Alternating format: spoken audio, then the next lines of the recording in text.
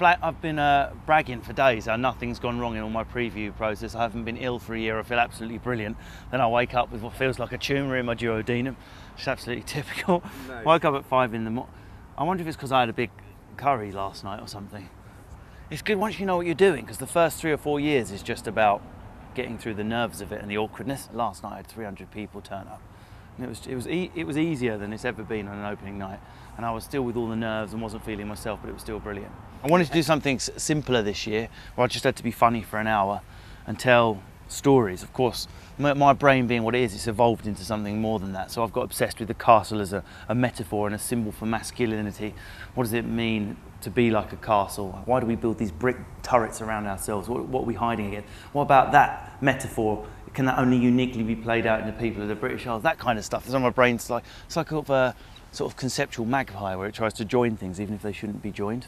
Quite a lot of stuff comes out of the driveway in the garage, because that's where most of the clashes were. My dad with his traditional white working class masculinity, and me with my post-feminist camp, first person to go to university. So that's where all the conflict was.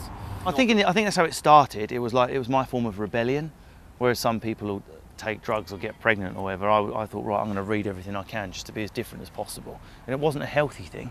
It was like some sort of sociological kick-in against where I came from, which was a ridiculous reason to do a degree. But then I got hooked on it, and then now it's just what I enjoy doing. Now sometimes I'll be down in the pub and something funny will happen, and then I'll just write that note in a notebook, and I'll collect those over the year, and I'll start to look, like with that magpie brain, for any patterns that are okay. Normally there's patterns in my thinking, and then I'll look for the killer idea that can sew it all together, and then I'll physically write some bits to join it.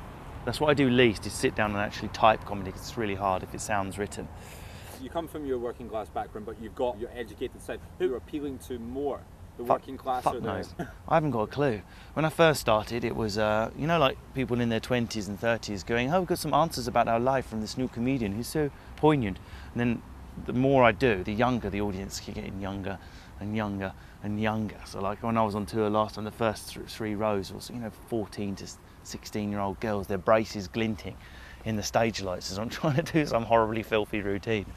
So I don't know, hopefully everyone. It's good if there's something in there for everyone. I talk a lot about my childhood, so maybe that's why very young people, sometimes people 11, 12, 13 come in and see. You wouldn't say you're doing it to inspire other working class kids out of fuck that, no. into something no, new? I'm just doing, because I don't want to work a day job in an office and I enjoy being funny. So I just do my hobby for a living, and I enjoy writing it, and I've always enjoyed clowning and being centre of attention and making people laugh. That is as far. I've got no scheme. I always think it's really pretentious when comedians pretend to have some scheme for life. What a load of bollocks. It's a middle brow medium at best, chasing a transient laugh, and that's the way it should be. Just this magical moment where you're chasing something that will disappear. The moment it tries to intellectualise itself and be like literature or poetry or serious theatre, it disappears up its own bumhole. You can't seriously give a torrent of polysyllables about the fundamental nature of comedy and then go, easy jet, what's that all about? I nearly bailed because of my bowels, which is why... Yeah, but you're a trooper. I'm talking like a Swedish actor rather than a comedian. So, yeah, you think you'll be back here next year again? Oh, God, yeah, I won't have any choice. My management agency is called Avalon, and they forced me to do this. They make money out of sending me up here. They scan my barcode and put me on a train. Yeah, is that how it goes? Nah, that's funny if you say it to camera. Will you come here all whistles, all bells next year, bigger and better? Well, I'll definitely come bigger. Whether it can be better than this year's show at 9:10 in the Pleasance, I would have thought it's impossible. It's the best I've ever written and cannot be topped. Come and see it.